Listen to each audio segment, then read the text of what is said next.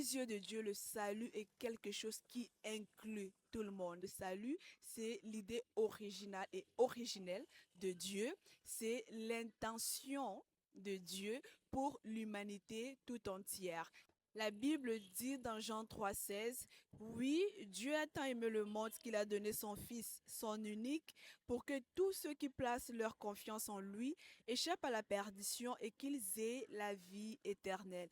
La version Louis II va dire car Dieu a tant aimé le monde qu'il a donné son Fils unique afin que quiconque croit en lui ne périsse point, mais qu'il ait la vie éternelle. De ce passage, on peut ressortir plusieurs vérités, entre autres. La Bible nous présente Dieu comme étant un Dieu d'amour, un Dieu qui aime, mais qui n'aime pas seulement, mais qui aime tant. Deuxième vérité, il a manifesté son grand amour à notre égard en donnant son Fils unique. Mais ce que je vais ressortir de ce passage, c'est la phrase qui dit afin que quiconque croit en lui.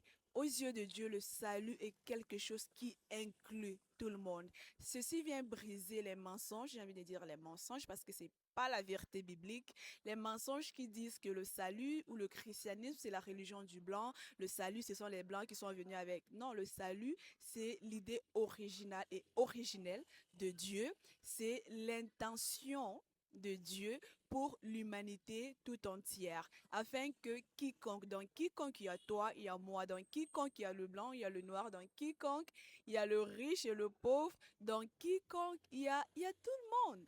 Il y a l'humanité tout entière. Le salut est inclusif et non exclusif.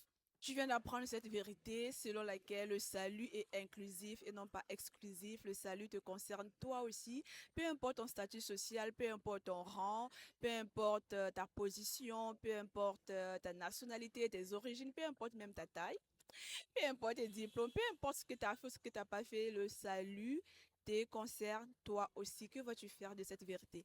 Personnellement, je t'invite tout simplement, comme la Bible dit, afin que quiconque croit en lui ne périsse point, mais qu'il ait la vie éternelle. Je t'invite tout simplement à croire et à embrasser cette vie que Dieu t'offre au travers de la personne du Seigneur Jésus-Christ.